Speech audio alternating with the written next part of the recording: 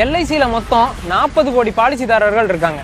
ஒரு பேச்சுக்கு இவங்கெல்லாம் சேர்ந்து ஒரு தனிநாடு கேட்டாங்கன்னா உலகத்திலேயே 3வது பெரிய நாடு எல்ஐசி நாடு தான். இவ்வளவு பாலிசிதாரர்களை கொண்ட எல்ஐசியோட மொத்த நெட்வொர்க் எவ்வளவு இருக்கும்? எல்ஐசி 1956ல அரசாங்கம் கொடுத்த 5 கோடி முதலீட்டுல தொடங்கப்பட்டது. ஆனா இன்னைக்கு கிட்டத்தட்ட 66 ஆண்டுகளுக்கு பிறகு அதோட சொத்து மதிப்பு எவ்வளவு தெரியுமா?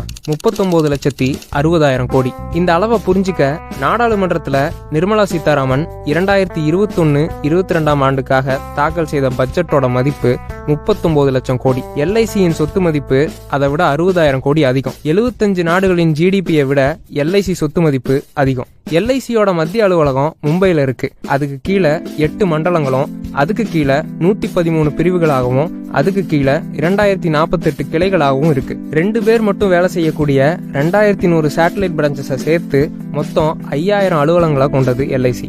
இது தவிர பிஜி, மொரிஷியஸ், இங்கிலாந்து, பங்களாதேஷ் போன்ற வெளிநாடுகள்லயும் தனி ஒரு நிறுவனமா இருக்கு. எல்ஐசியில 1,18,000 நிரந்தர ஊழியர்கள் இருக்காங்க. முழுமையா கணினிமயமாக்கப்பட்ட நிறுவனங்கிறதுக்கான நாஸ்காம் விருது எல்ஐசி வாங்கியிருக்கு.